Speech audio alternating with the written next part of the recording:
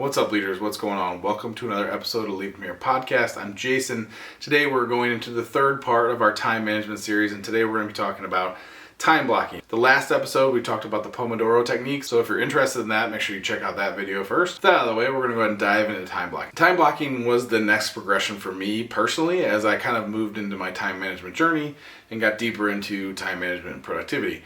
Time blocking was interesting to me because it had similarities to Pomodoro in that you kind of set aside chunks of time, but it also allowed for bigger chunks of time that allowed you to kind of get into that deep work and that flow state. Time blocking is a time management method that basically takes your day and blocks it into chunks. Those chunks have very specific tasks or groups of tasks that you're trying to do. So basically, instead of having an open-ended to-do list, you have a very defined, concrete list of things you're trying to get done in a day.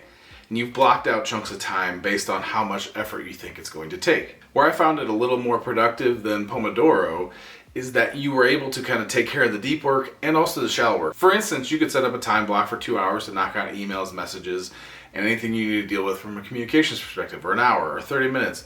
You could do whatever you felt like you needed for that day, and you could get all of your shallow work done in that time and then spend the rest of the time in deeper work type things, setting aside hour blocks or 2 hour blocks where your schedule allows for it. That was much more intriguing to me as a developer. It allowed me to really block time for what I was trying to do in that day, the big stuff I had to get done.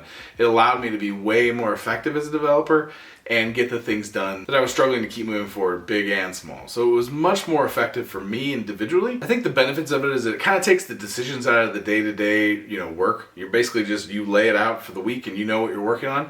Obviously, every day you evaluate and you tweak your schedule a little bit, but ultimately, it kind of creates a space where you have a very set list of things and you go into the day with a plan. It flows very nicely. It's also really easy to audit your time. So you're able to go back and go, how much time did I spend on this? So you can get very accurate time accounting for it if you are managing your calendar effectively, obviously. But ultimately, that is very helpful for me because I'm able to look back and go, okay, that thing took me 20 hours. Should it have taken me 20 hours or should it have taken more time or less time? Did I rush it? Was it effective? And trying to understand where the downfalls were. Did I get a clear enough project? Could I have gotten better data? All of those things. It does have a lot of benefits. Now, the things I struggled with were things like I was very rigid. I was too rigid, I would say at times. I was afraid to move my schedule around. And that's actually where, as I moved into leadership, this fell apart for me. I used time blocking pretty much consistently throughout my individual contributor days and being just a straight developer. When I became a leader, my days became much more kind of all over the place and kind of dealing with the fires and helping people out and just dealing with blockers that maybe came up at the last second. I was way too rigid and I had to figure out a way to make that balance out. The other downfall I struggled with as a developer was underestimating my time. So I would say hey, this code should take me an hour. 2 hours later, now I'm moving my schedule and shifting things around and I got really frustrated.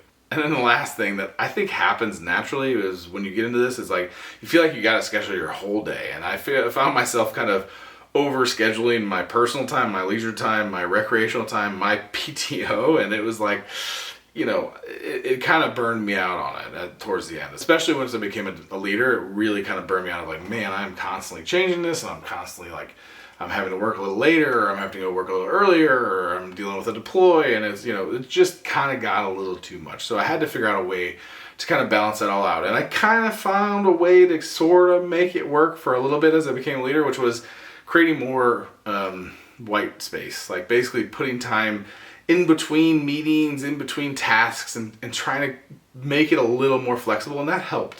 It helped a little bit.